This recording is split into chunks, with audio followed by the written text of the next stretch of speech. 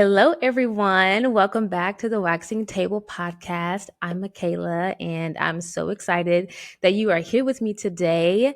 Today, we have a very special guest on here, and her name is Miss Faye Zandi, and she is the founder of Zandyland Products, as I'm sure you all know this brand by now if you're in the waxing space at all.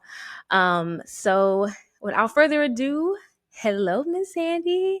Miss Faye, how are you? Good. It's so good to be here. I've been so excited for recording our podcast. So I've really been looking forward to it. Sometimes I get a little weird and nervous, so just give me a moment. It's okay. It's like I'm totally normal in real life, and then the minute I know something's recording, it's just like I become the most awkward, weird person. No, literally me too. Like when I'm recording by myself, I have to sometimes take a few takes. I'm like, oh my gosh, like I'm talking to myself. What's going on? I'm like, wait, I literally am just talking about myself and my company like I do every day. It's fine. Yes, yes. Well, let's learn a little bit about you. So tell us a little bit about you, where you're from, and how you got started as an esthetician. For sure. So, I actually have been in the industry licensed for, let's see, 28 years. So, I Wow. actually went to cosmetology school when I was 16.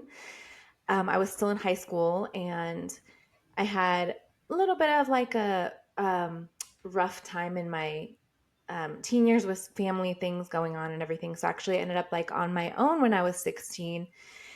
And I was kind of like, okay, how do I make money? Basically, like, how do I survive? And so I'm like, okay, well, like, I can do beauty. I had been, cutting my friends' hair and waxing their brows and things for years. And so I'm like, I'm going to go to beauty school and actually did that while I was still in high school. Got licensed when I was 17 and have been doing services and been in the industry since then. So I've kind of been in like every part of the industry.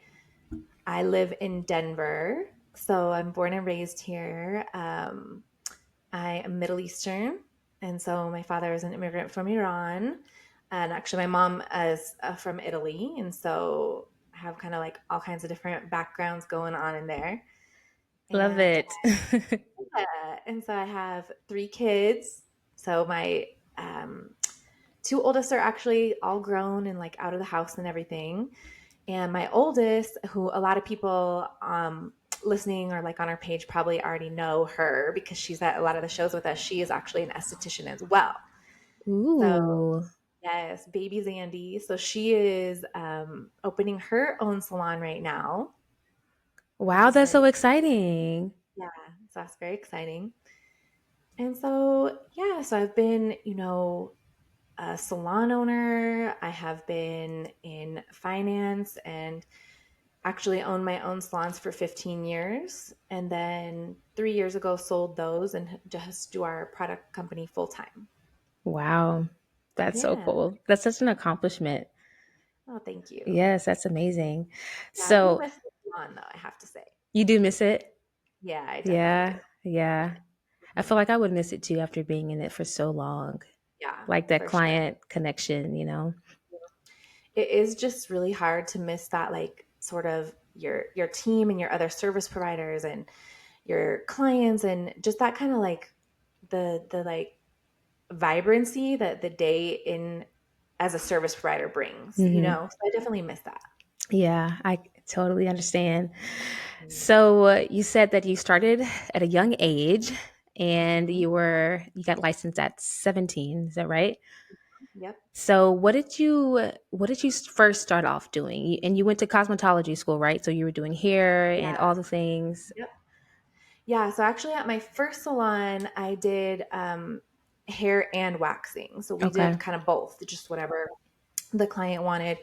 And my first few salons, that's what I did primarily was I did hair and waxing both. And messed up lots of people, starting out. You just got to Yes, learn. exactly. So I still owe like a debt to all of my friends that let me practice on them.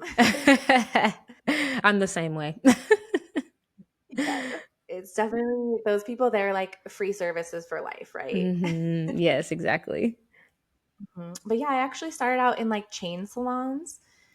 And so it was a great experience because I think, like a lot of people talk about this, it's such a good way to get your hands on so many clients and Hmm. just get a lot of experience.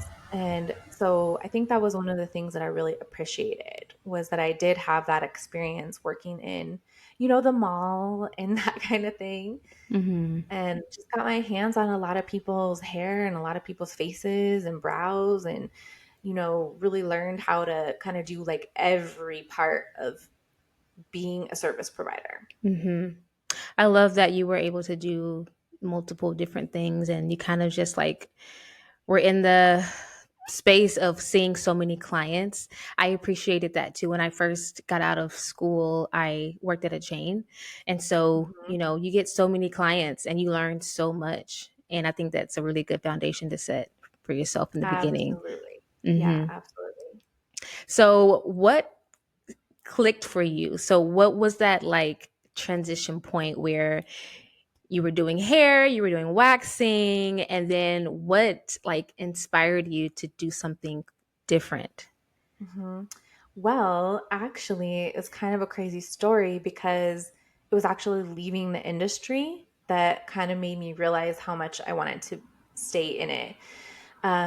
When like I said, I went and got my license while I was in high school because I was like, I just need to make money. It wasn't Hmm. even really one of those things where it was like, oh, I've wanted to do this forever. This is my destiny. I was like, what can I make the most money doing? How can I feed myself, And so I always had kind of thought like, oh, once I graduate college, I'm never doing services again, So I went to school and I got a degree in finance and actually got a job for a huge aerospace company working under the CFO. So, like, amazing opportunity, amazing company, amazing mentorship there. I worked like directly under the CFO.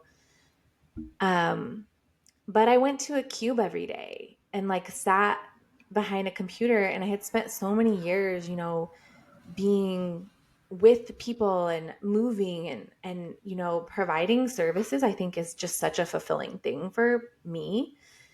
And so I just was really like unfulfilled, and I can remember one of the days that I really knew it was like time to leave or make a change was that I was getting ready for work and I put on this amazing pair of like high heels, right? And because, back in that day, like we wore high heels everywhere. Hmm. Hmm. Um, and I remember looking in the mirror and just thinking, oh, I can't wear these to work. And I was like, oh my gosh, like I can't be me, you know? And so I actually drove to work that day and I cried driving to work. And Mm. I remember just streaming down my face. And it's like I went in and I gave my notice to the CFO, and he really well. I gave my notice to my immediate boss, and then the CFO actually called me up to his office, and he said, "What are you doing? Like you have this amazing opportunity. You're so fantastic in your, job." And I told him I am gonna open a salon. I said I just miss making people feel so different that they walk out the door a different way, right? There's just something so special about that. And I'm sure he did not understand. I'm sure he could not understand my decision. I gave back a $5,000 signing bonus to like make this change. But for me, I just knew that it was like the right decision. I just missed our industry so much. There's something so special about our industry. And so I just jumped, you know? I love that you shared that. Yeah. That is a big leap. That is a big leap. But like I think a lot of us who are in this industry, we love the feeling that we can give clients. Like I remember I had a client who came in and she just had a really tough day. And during our session, I was just waxing her brows and she was just talking to me and she cried a little bit. And then afterwards, she left feeling so rejuvenated. She was smiling. She was feeling so good. And I think that like that feeling is priceless. Yeah, And, what we give to someone is truly special. It's beyond just removing their hair. It's about how they feel at the end of the day. absolutely. For sure. I remember I had an educator one time that was teaching class in our salon, and he told a story about that one day he had a client who had been his regular client come in for like a blowout and makeup service and, like all this stuff. And, he did her service and talked to her and, did his normal thing, made her day, did his normal day maker thing. And she left, he thought nothing of it. And she actually came back the next time she came in a while later, and she told him she actually had come in to get ready to like kill herself. Oh my gosh. Yeah. And that because of I'm like going to cry saying this, but because of their experience, their time together, she realized she wanted to live, and it's like, just that is how powerful the connection in our industry can be. And I think for those of us that are service providers and have felt that kind of connection to our clients, there's just something so incredible about that. And I think about that story. I've thought about that story through my whole, you know, career of just really knowing what we can really mean to our clients and what they mean to us. Yes, absolutely. It's really beyond, I think, what we can think of in the moment, like it goes way beyond that 30-minute appointment. Like that person is going to remember you and how they left feeling for the rest of the Yeah. day, for the rest of the month. They're going to really remember. So it's super Yeah. special, and I agree. So I'm Yeah. I'm so glad that you talked about, like, you just leaped, you jumped into Yeah. doing something that you knew you needed to do. And so talk to us a little bit about like that process. What was the step by step? What did you have to do? Yeah. So, um, my business partner at the time, who was kind of one of my friends that I just partied with, like, um, we just went out on the weekends and like, we're young 20 somethings. And I just called her and I was like, hey, do you want to open a salon? And she was like, I'm actually really unhappy where I am. Yes. And so I think about it now just because my daughter who's 24 is opening her place right now and I'm so nervous for her. I'm Hmm. like, "Oh my god, you're signing this lease and you're da da da." And my business partner and I actually like bought a building at the time. you know, and just took these huge insane risks, like put all of our money on the line, like I mean just signed away our lives Hmm. essentially. And I think being young and just having sort of the like naivety to not think everything through all the way was actually sort of to our benefit because we were just like, failure is not an option. And we opened our salon actually in 2008, 2 months after the market crashed. Wow. So, I mean, we literally opened our doors in the middle of the worst recession in, Hmm. 80 years or whatever. So it was definitely, but we didn't think about it. We didn't think about it. And so we actually bought a little unit we had styling chairs and two treatment rooms. And we just went for it. We just hired a team and we just hustled every day, every day. I love hearing that. Like, Yeah. and when you have a dream and when you have a goal, like, honestly, nothing else really matters. You just have to be so laser focused in on what you're doing and just believe that it's going to work because it will Yeah. work. Yeah, and we actually expanded that location, grew to a second location, grew that business to $4 million in annual revenue and two locations with 50 employees. So it was like we just grew it, we just kept going. And so it was really a great experience. That's incredible. I love hearing that. Yeah, thank you. So, we're going to shift a little bit and talk about money and talk about finances, the My thing favorite that, thing. yes, it's my least favorite, but we've got to talk about it I because, understand it. yes, it's an essential part of our business. Obviously, we need to know our numbers and understand how to scale Yeah. things and how to grow. So, what strategies did you implement um, to ensure your financial security in your business? Yeah. So I think that obviously having a finance background was a huge deal for me. So I had a degree in finance, had that experience, but I think a lot of also what drove me to like be so on top of our financials and make them such a priority in our business is that I grew up without any money and in such a like very like unstable kind of environment, where we moved a lot, like um we definitely my mom was not great with money. And she talked a lot about it, that, right? So talked a lot about us not having money and like um being worried about money and so I think that stuck with me so much of my life that I was like I never want to be like that. And so for me from the very get-go, I made our finances like the number one priority of our business. And to this day that's how I operate. And I think that putting our finances at the forefront, right? Like I always knew what our break even needed to be. I always knew what our cash flow looked like. I looked at our bank accounts every day, sometimes multiple times a day.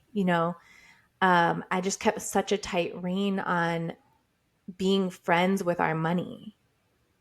And that I think made such a big difference in how we grew and the decisions that we made. And like when we decided to expand and when we decided to do things, how much we paid ourselves, how much we paid our employees. And so I think that that is a key to our success for sure. And I'm really grateful for that even though, right, like that came from maybe such a hardship in my life, that kind of focus on that money. And maybe I still do have some weird like hangups about money. Like my husband always jokes, he's like, you just act like we're going to be kicked out on the streets tomorrow, even though we're very like successful. But it's still that mentality, I think, that comes from having that insecurity when you're young. Mm-hmm. You think that it's maybe could be fake and it's just all going to get taken away tomorrow, right? And so I really had to work on that Mm-hmm. mindset, you Yeah. know. But yeah, but that is one of the big focuses of our success, was making sure our finances were in check. So, how does someone get out of that fear of money? Because when you think about the finances, when you think about numbers, when you think about paying yourself, paying employees, all the money that's coming in and out, like it could be very overwhelming. How do you Absolutely. channel that into it being something that you see in a positive way? Absolutely. So my biggest advice to people that I work with, doing financial consulting, because I do that through one of our other companies, which is called Prosper Pots, where we do some financial consulting around, money habits, money processes. So one of the things that I always talk about is it really starts with making sure you have the processes in place, right?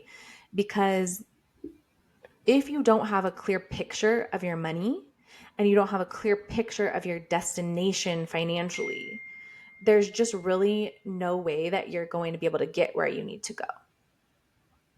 And so that's kind of one of the things that I think is really so important, is to just take a step back, because as service providers, right, we're really good at making money.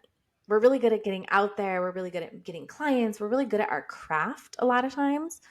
But when it comes to money, what I see a lot of people do in their businesses is just either, number one, ignore it and just spend whatever.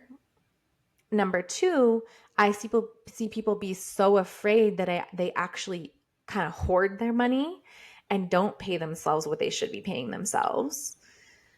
So having a plan and a financial process within your business is the number one most important thing you can do for your success.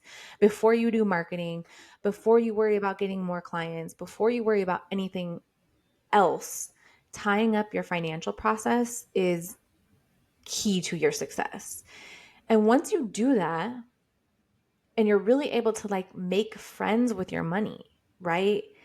Make it a part of your life, like that sustainable growth then becomes so much easier.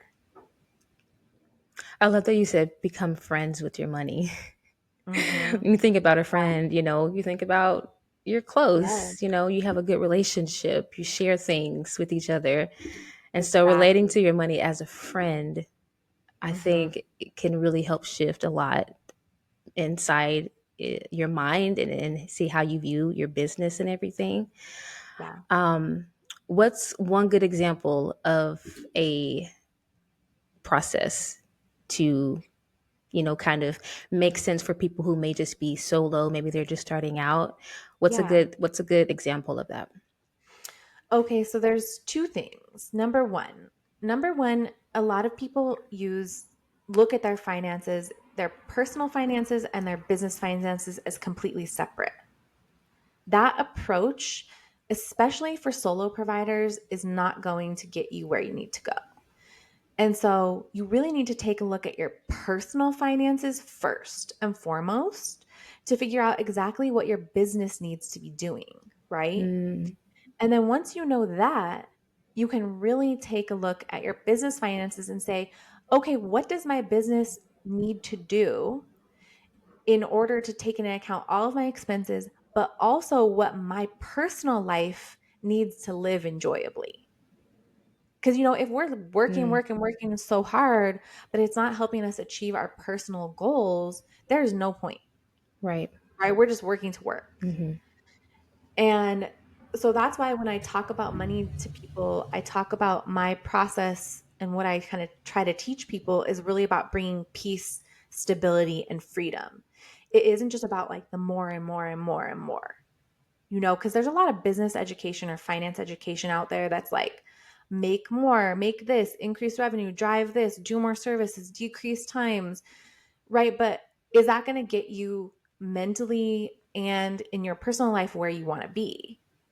So, how do we create that peace, stability, and freedom within our financial plan and our money that's really going to get you in your soul, like where you want to be?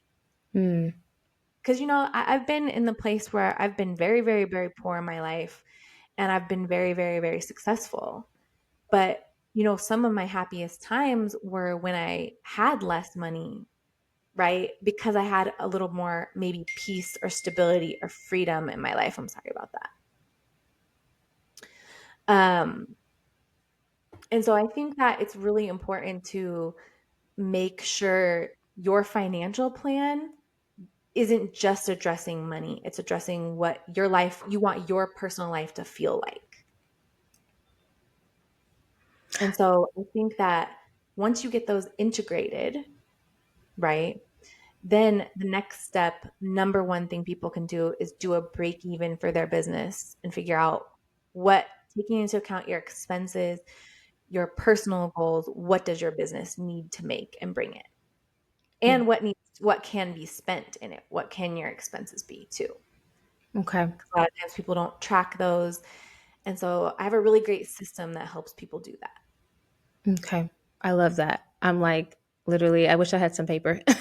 Write everything down. Anytime. We'll have a meeting then. Yes, absolutely. I love that you painted that perspective. And I've been doing just a lot of learning as well, just on my own about finances and just growing the business and Mhm. everything. And I love that you said account for your personal finances first so that you can understand how much money you need to be bringing in to live your lifestyle.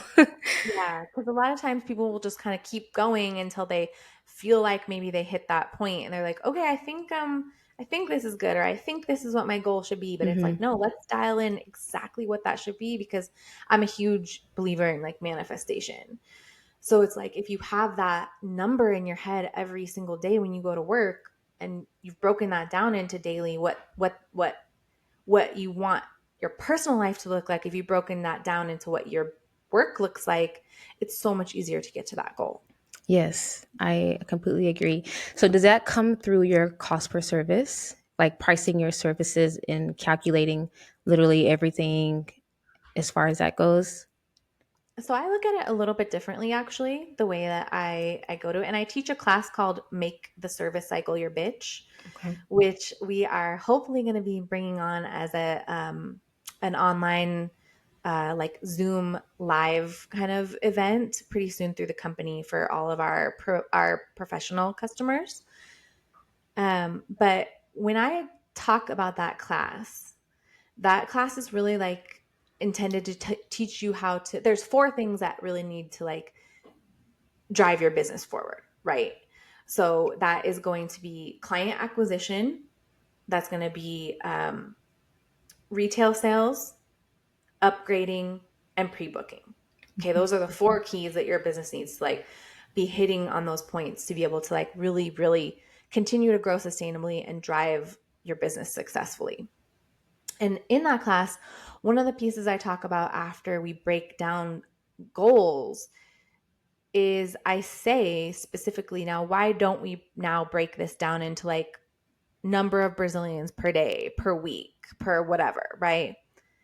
And that's because honestly, in this industry, you make your day, right? Mm-hmm. So, yes, I can break it down into X amount of Brazilians per day, but what about that day that I don't have those Brazilians on the books? Mm-hmm. Am I just going to be like, oh, shoot, like I better, figure this out another day? No, like I can still hit my number that day with the clients that I have on the books, Mm-hmm. right? So it's about what kind of add-ons do you have? Are you educating and selling retail well? That kind of thing. And so that's why I don't really break it down. I do it a little bit differently than a lot of people than in the industry do. Because I Okay. really do believe that you make your own day. Yes, I believe that 100%. I think it's important to focus on the clients that that you do have, and Exactly. figuring out how you can increase their whatever it's called. I can't even think of the name. Yeah, their The revenue percentage. yes, the how much they spend with your business, every time they come to Yep. see you. Mhm. So I found a lot of success in that too, because when your clients come back, they mean they trust you, they trust what you're doing, and they have, you build a relationship with them. Yeah. So I definitely think, and I love that strategy. Where can we find resources to join your live Zoom potentially? Hey, Esty Bestie. Okay, so let's be real. We all know that the wax you use can make or break your business. Are you struggling to find the right wax? Is your current wax breaking and leaving hairs behind? Well, honey, I got you, because Nova Wax is here to rescue you from the headache. Nova Wax is low temperature, never breaks, and will cut your waxing time in half. Use code TheWaxingEsthetician to save 15% off on your order. Come join the Nova fam. Yes, so if everyone wants to follow us at zandylandproducts.com, we're most active on Instagram. We try to be active on TikTok, but we're not really, to be honest. We're like occasionally active. But we love our Instagram community. We have a great community of waxers and just like have developed these amazing relationships with everybody. So we'll be having it announcing it on there. Okay. And then we will also be sending it out to our email list. So if everyone wants to go to zandylandbeauty.com, then they can sign up for our newsletters and they'll get an email when that class is launching. And then our other sister company, which is Prosper Pots, which is our financial side of things, where we do financial coaching and help people set up their own financial processes. Prosperpots.com, there'll be more information on there too. Love it. Yes, all the information is going to be linked down below, you guys. So make sure you guys give Zandyland a follow on Instagram if you're not already doing that, and check out all the information that she has. I'm so excited to get more information on that class. I'm very, Yeah, me very too. excited. Yeah, we're excited. It's a really good class. Yes, I believe it's great. And we'll also be teaching it at Skin Games this year too in March. Yes. Okay, March I have to get a date 2025. for that. Hold on, let me look. And like they're gonna kill me. We love the people at Skin Games. They're amazing. I don't know if you've ever heard of Skin Games. I've heard of it and it looks so much So fun. fun. It's Yes. so much fun. We will be there. Yeah, so it's March 6th through the 9th. It's in Atlanta. It is such a fantastic event. It is basically an award show and competition for waxers and, well, all kinds of estheticians. There's skincare, there's permanent makeup, there's massage, there's waxing, there's everything. And then we sponsor a couple of waxers there, amazing waxers. Wow. And then they have an award show, and then there's amazing education. So that class will be there.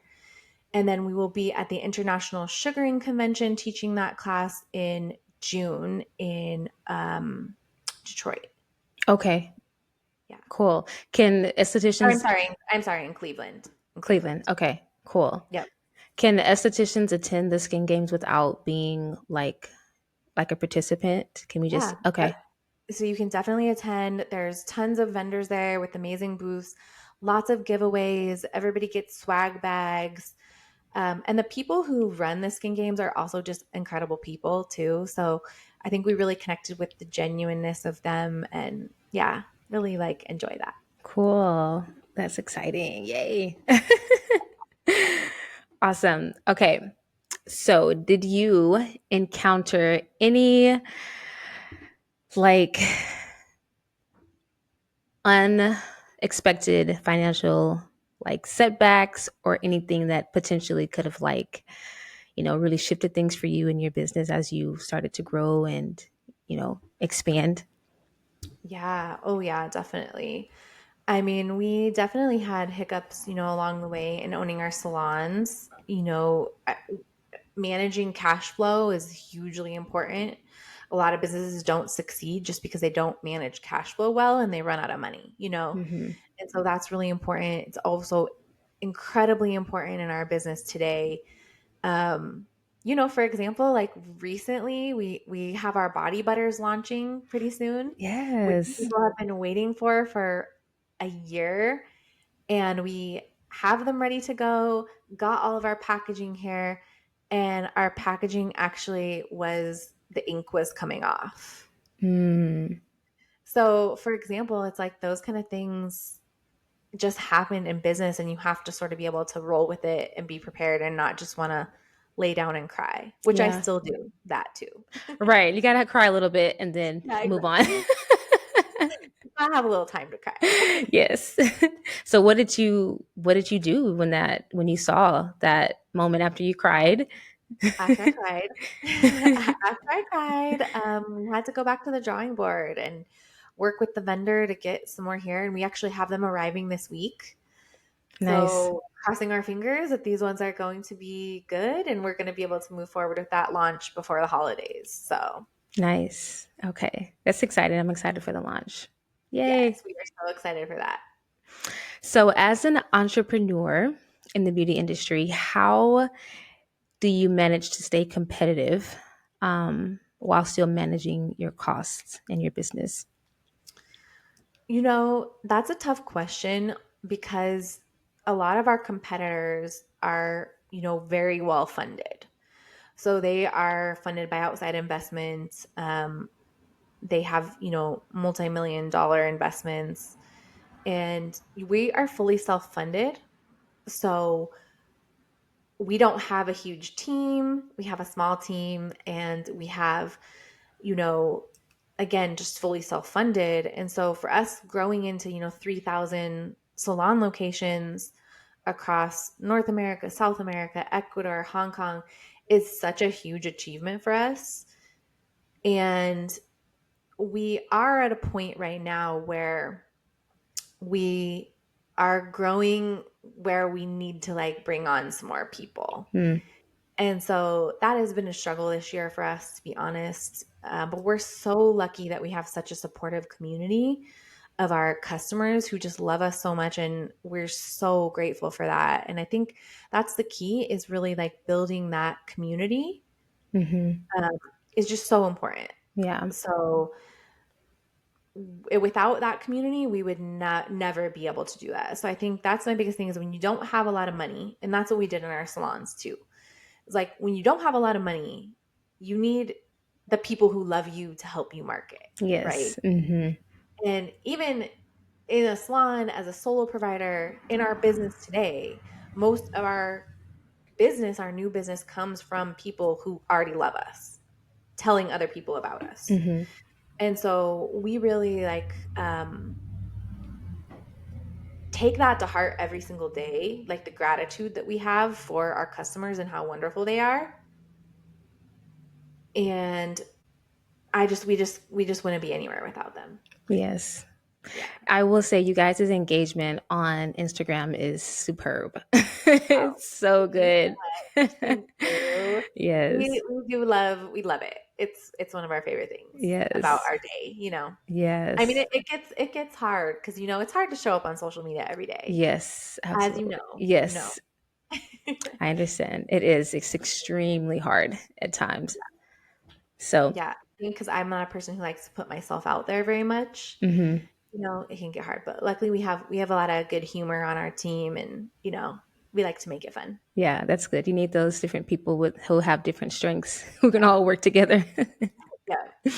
So, how did you go about starting Zandyland? Like, was it something Mhm. that you did just out of a need that you didn't see from? Was it just exclusively for your clients, or did you have plans Yeah. to expand it beyond, to what it is now? So when we had our salons, we had, a huge waxing business, and we obviously as service providers knew that clients needed to exfoliate and they needed to hydrate, especially where in Colorado it's so dry here. So it's like so important. And we were, you know, mixing up kind of like a sea salt tea tree type of scrub in a jar in the salon and sending people home with that. And then they were going, to Walgreens and getting like Bikini Zone, you know, with like the worst ingredients. And one day I was actually in the shower using my little like jar, and it was all gooped up, and I just was like, we can do better than this. And I Mm. got out of the shower actually and like called my business partner, like dripping wet, like called her.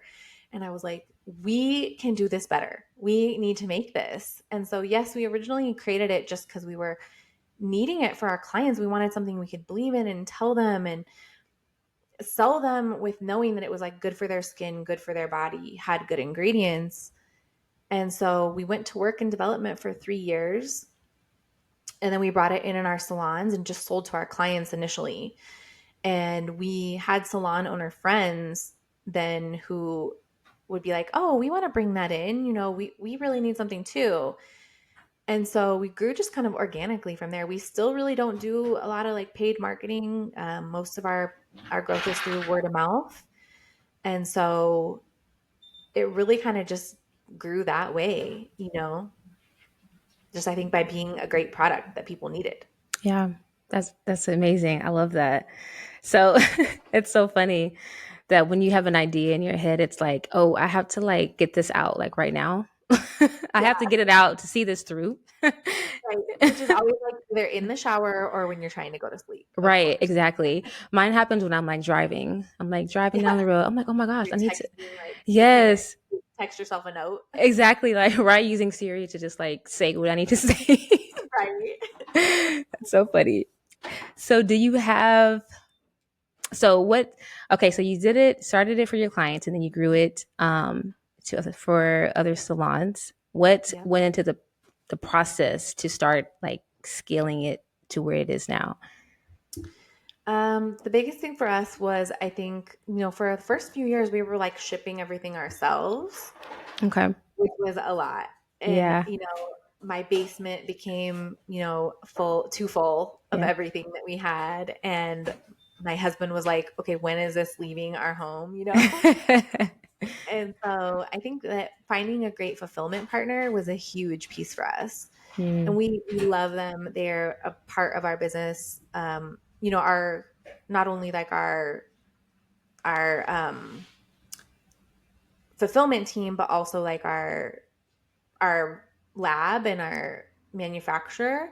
They've been our partners since the beginning, and we just developed these great relationships with them. So I think, again, I know I keep saying this, I feel like a broken record. It just comes back to like those relationships, and developing those relationships were so key. And so, there were times like during the pandemic, I think, where a lot of us didn't know what was happening next. You Mm-hmm. know what I mean? Like we were just all kind of like, what are we going to do? Yeah. And so they were able to like change our terms and help us, and really help us keep strong. So that was a big piece of being able to scale, is about putting the relationships and systems in place to be able to grow like that. Love it. So I know that we have different. You mentioned that you are a smaller company, and everything that you guys do is pretty much in house. Do you want to keep? Do you want to keep your products within like service providers, within spas, or do you have any plans to go beyond that? Yeah, so we don't right now. So like our focus really is like the service provider. Mm-hmm. We really, again, that community is so important to us. Like, and we do have a commitment that we will never be on Amazon. That's huge for us. Just because that salon, as a salon owner, I think that was really hard for us, is to see um, people we sold go on Amazon, where it was like, okay, now my client's telling me, oh, I'm just gonna get a prime it. Number one, okay. Mm-hmm. And like, of course, we want to make it easy for the consumer. We want to make it easy for the customer. But there's also so much fake product on Amazon Mm-hmm. that then it's like, okay, so are people actually getting our product even? Mm-hmm. So for us, right now our focus is really, we have a commitment, we will not be on Amazon. And for us, our service spreaders really like our focus, because we also think that this product is a product that customers need education. They need to understand, why do they get ingrowns, like what's the process that's happening there that is making that happen. And the esthetician who's an expert in this field and who's seeing their skin every day is really the best person to be able to like help them with that. Yes. Mm-hmm. I love that commitment from you guys for sure. I Yeah. think sometimes it would be a little frustrating for estheticians and service providers, for clients who would go buy products from anywhere basically. And so I love that you have something that's exclusive to you, exclusive to us, so that Mm-hmm. way it's another reason for them to return back to us as well. They're trusting us with their service, and they're also going to Yeah. trust us with the products that we're giving them, and it's going to be coming from our business essentially. So I do Yeah. value that 100% too. And you made a good point about Amazon. Not everything on there is always what it seems. Exactly, exactly. And that's just so scary, that your product can be represented and like be completely not the product that it says it is. Yes. Yeah. So, So, looking back on your journey as a business owner, what are some financial lessons that you have really learned that you wish you would have known like sooner? financial lessons. I think spend slow, right? So I think a lot of times we're like, oh, I need to invest right now. I need to invest right now. But some of the mistakes that I've made have been because I was trying to move too fast, Hmm. right? And so I think that really knowing your financials and knowing that decision you're going to make, whether that is like buying a table you didn't properly measure for your room, right? Like even just as simple as that. Mm-hmm. Or, you know, not, you know, extra checking a package that the ink might be coming off of. you know? I think that just really, really taking your time to make good decisions is so important. I mean, there's a double-edged sword there, because I can definitely be known to be a person that can overanalyze things and move a little slower because of that.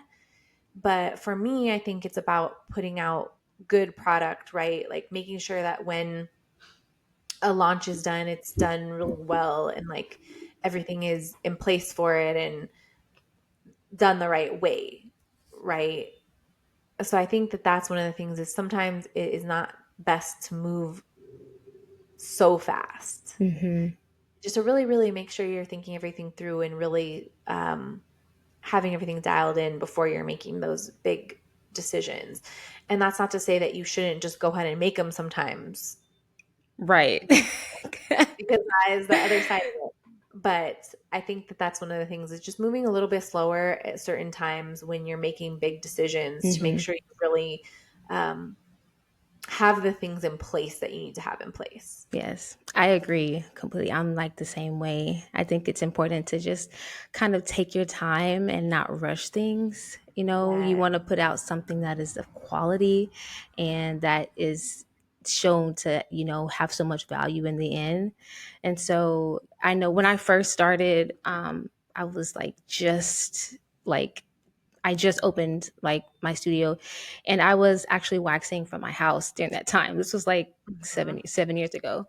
I bought so many products, like so many Yes. products, and they ended up getting expired because I didn't really understand each product that I was purchasing and what I was doing with them, like what service, like what function I needed to, Exactly. it needed to have. And a lot of my clients didn't really, it wasn't for my clientele either at the time. There were just so many different things that I just didn't understand. And then I got overwhelmed because I'm like, what am I even doing? Yeah. So, I had to really like learn that lesson. I was like, you know what? I probably didn't need all of that. Although this Right. person sold me because they were educated on it. Like I didn't need every single thing. Yeah, we did the same thing when we opened our salon, and we ended up with like like 500 of these like aroma journey things that we like absolutely did not need. It was like, like so ridiculous. We still laughed about it like 10 years later because we still had these effing aroma journey things like still floating around.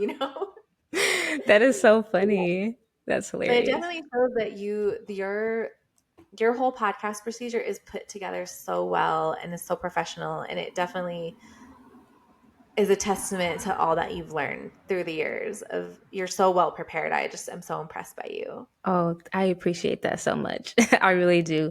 I put a lot of time and I'm very strategic as well because I want to put out something of quality too. And then on the flip side of that sometimes I can be a little bit too slow. I can wait a little bit too long and my husband's like, "Girl, just put it out there already. Just yeah, Just do it."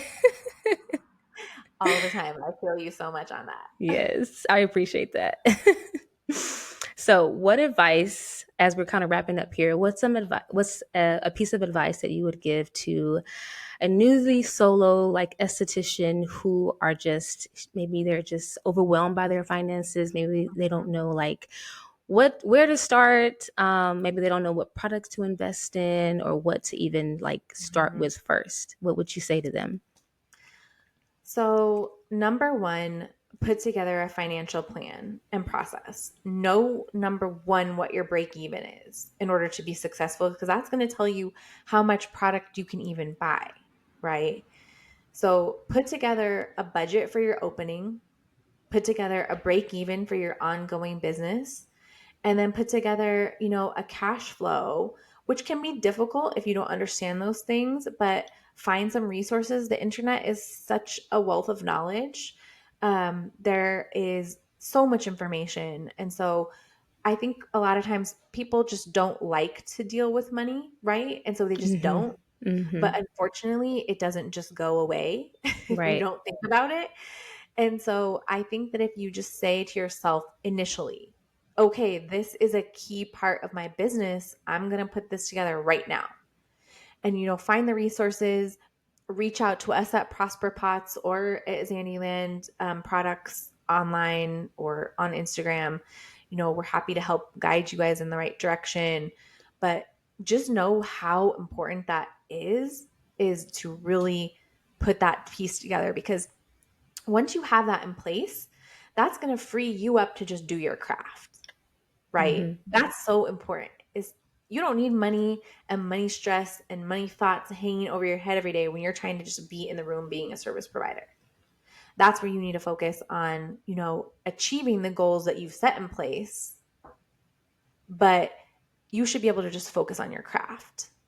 And so having that process, that's an easy process for you to do and complete every month, having that already set up, knowing how much money your business needs to bring in, that is so key. And I can guarantee you, if you address that beast in the beginning that can feel scary, you are going to have conquered it and felt so much better when you're actually just working.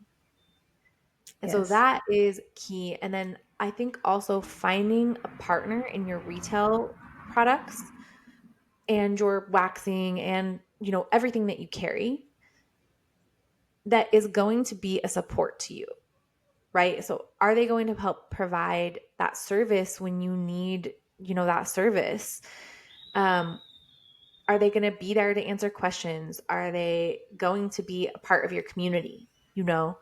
I think that's really a big deal too. And I think that finding products you believe in, that you believe in the ingredients, that you have, educated yourself on and made sure that that's what fits your business. Cause it's we always say our products aren't for everybody, right? There are lots of amazing product lines and products out there, but it's important to make sure that the products you have are going to be products that work for your customer's skin and that Yes. you believe in and can talk about and with strong belief.